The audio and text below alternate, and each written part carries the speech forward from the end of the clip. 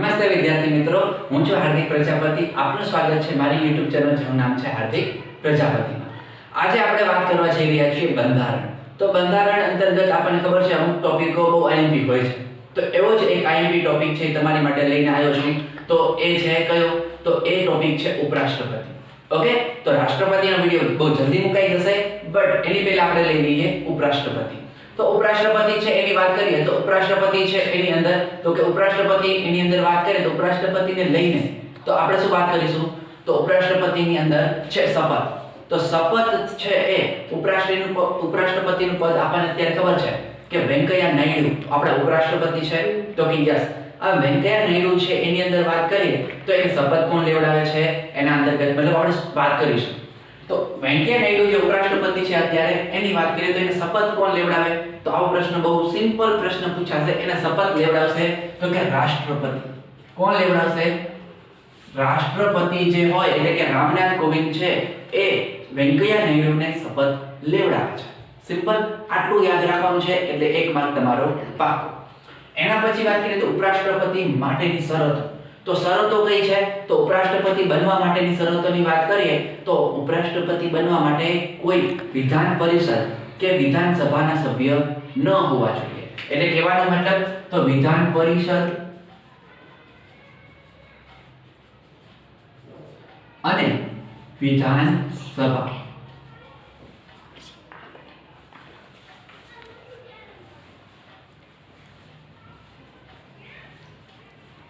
તો એની માટેનો સભ્ય હોવો જોઈએ નહીં.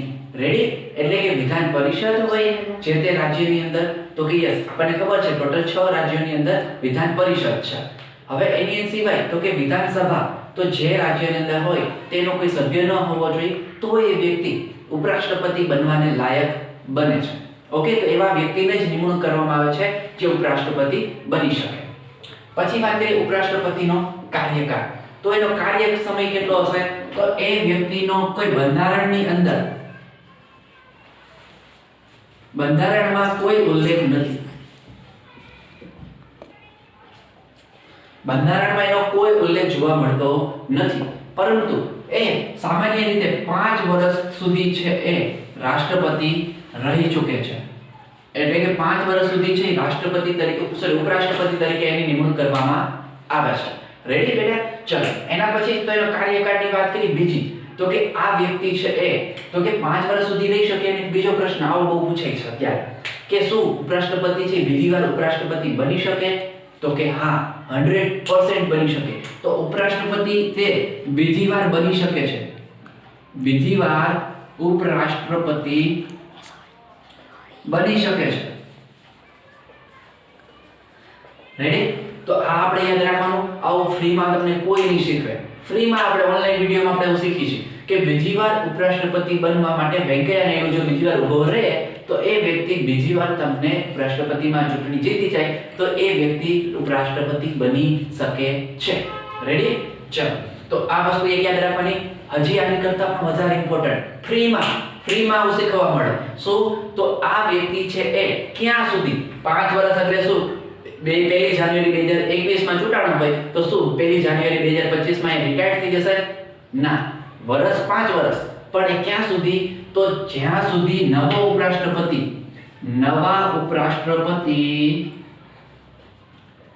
પદ ન સંભાળે ત્યાં સુધી. એટલે કે વેંકૈયા નાયડુ રિટાયર્ડ થઈ જાય, 5 વર્ષ થઈ જાય, પરંતુ જ્યાં સુધી નવા બીજા ઉપરાષ્ટ્રપતિ જે પદ ન સંભાળે ત્યાં સુધી એનો કાર્યકાળ છે એ જોવા મળે છે. રેડી? તો એનો મતલબ 5 વર્ષ પૂરા થઈ જાય પછી 1 મહિના સુધી જો કોઈ ઉપરાષ્ટ્રપતિની ચૂંટણી ન થઈ હોય કોઈ કારણસર તો એ 1 મહિના સુધી પણ આપણા વેંકૈયા નાયડુ છે એ ઉપરાષ્ટ્રપતિ રહીને કામ કરશે. રેડી? સમજાઈ ગયા? ચલો, બહુ સિમ્પલ છે. નેક્સ્ટ, બરખાસ્ત. હવે આને બરખાસ્ત કોણ કરે છે? તો કે આને હટાવવા માટે શું મતલબ ઉપરાષ્ટ્રપતિ કામ સારું ન કરતો હોય, સમજાય? બધા આ છે એને આની હોદ્દાની રહે છે રાજ્યસભાનો શું છે? તો કે રાજ્યસભાનો અધ્યક્ષ છે. પણ જો એનો કાર્યકાળ સારો ન હોય, કાર્ય કરવાની શૈલી, તો એને હટાવી શકાય. તો હટાવવા માટે શું? તો બંને ગૃહની બહુમતી.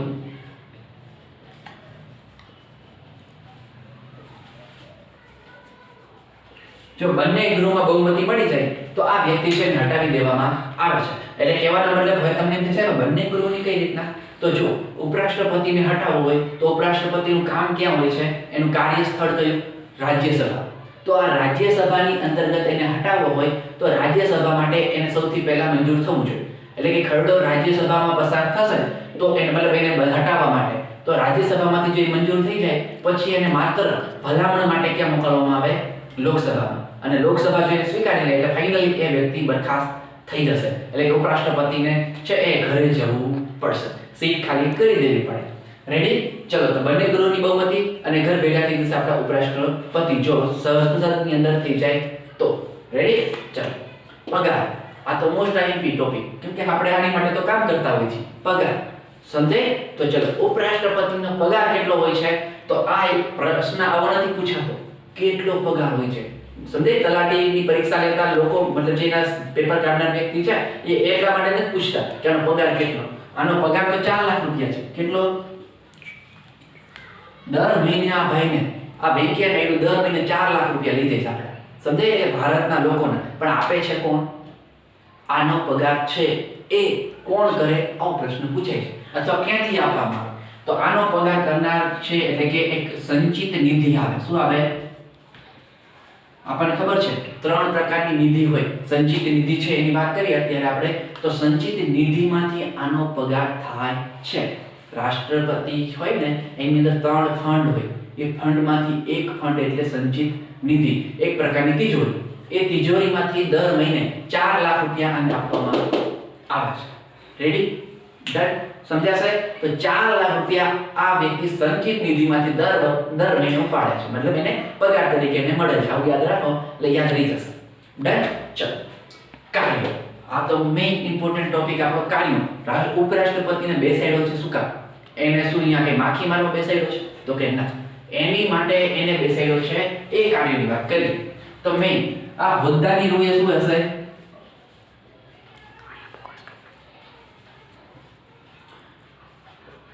રાજ્યસભાનો અધ્યક્ષ.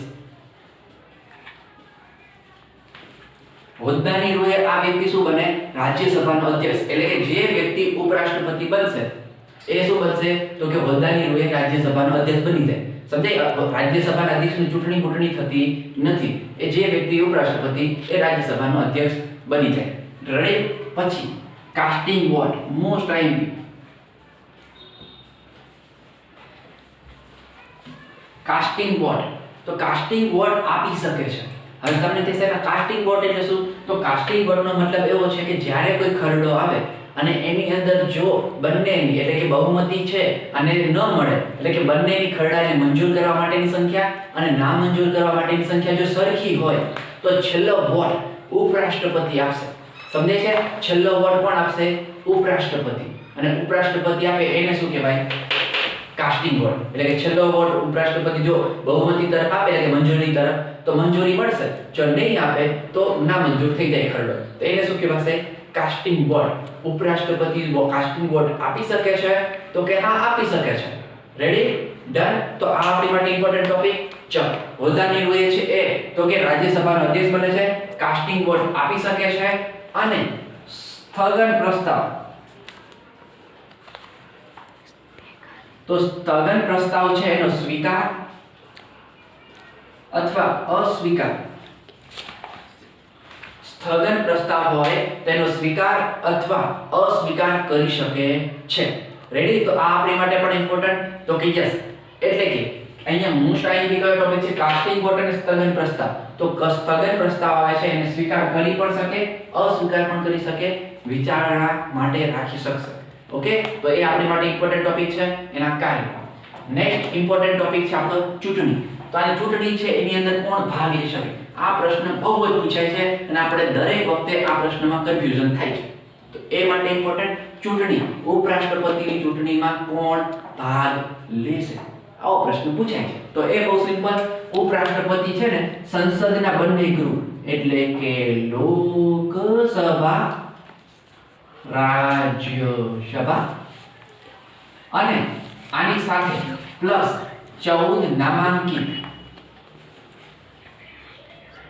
સભ્ય હવે તમને એમ થશે 14 નામાંકિત સભ્યો કયા આવ્યા?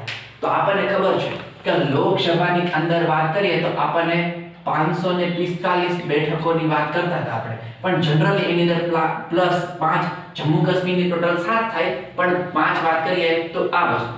બીજી રાજ્યસભાની અંદર 250 સભ્યોની ટીમ, તો કે હા, પણ એમાંથી છે ને આપણને ખબર છે તો કે આની અંદર 250 માંથી 12 સભ્યો કેવા હોય? રાષ્ટ્રપતિ દ્વારા નિમણૂક પામેલ. અને આની અંદર તો કે 2 સભ્યો કેવા હોય? તો એ 2 સભ્યો છે રાષ્ટ્રપતિ નિમણૂક પામે, રાષ્ટ્રપતિ દ્વારા નિમણૂક પામે છે. રેડી? તો કહેવાનો મતલબ શું થયો? તો રાષ્ટ્રપતિ દ્વારા અહીંયા 14, અહીંયા 12 અને અહીંયા 2 સભ્યો, આની ચૂંટણી થશે અને આ છે એ ડાયરેક્ટ શેમાંથી ચૂંટાશે? તો કે 12 સભ્યો છે એ, એટલે કે ટોટલ 14 સભ્યો આપણને શેમાં જોવા મળે છે? આમાં. તો એ 14 એટલે આ નામાંકિત સભ્યો. રેડી? તો આ યાદ રાખજો, નામાંકિત સભ્યો અહીંયા વોટ આપી શકે છે. રેડી? જ્યારે ઉપરાષ્ટ્રપતિની ચૂંટણી હતી ને ત્યારે આ વોટ નતા આપી. ઓકે? તો આ યાદ રાખવાનું પાછું, નહીંતરમાં બધું ભેગું થઈ જશે. તો આ લોકસભા પ્લસ રાજ્યસભા અને પ્લસ 14 નામાંકિત સભ્યો, આટલા લોકો પાર્ટિસિપેટ કરે છે ચૂંટણીમાં. હવે બીજો પ્રશ્ન મોસ્ટ આઈમ્પી, આને ડિપોઝિટ જમા કરાવવી પડે. કેટલી ડિપોઝિટ? ડિપોઝિટ ચૂંટણીમાં ઊભું રહેવું હોય તો ખાલી છે માવો ખાઈને આવી જાવ, ચૂંટણીમાં ઊભું રહી જવાય એવું ના હોય. એની માટે 15000 રૂપિયા જમા કરાવવા પડે. કેટલા હજાર? 15000 રૂપિયા જમા કરાવે તો જ રાષ્ટ્રપતિની ચૂંટણીમાં ઊભું રહી શકાય છે. રેડી? તો આ પ્રશ્ન પણ ઘણીવાર પૂછાઈ ગયો છે. કેટલા ડિપોઝિટ તરીકે જમા કરશે? 15000, 20000, 18000, 21000. તો 15000 જવાબ આવશે. રેડી? તો આ હતો આપણો ઉપરાષ્ટ્રપતિનો ટોપિક. બહુ સિમ્પલ અને સરસ મજાનો અહીંયા તમને લઈ લીધો છે એટલે યાદ રહી જશે. ઓકે? તો આ વિડિયો છે અહીંયા કમ્પ્લીટ થાય છે. Thank you very much.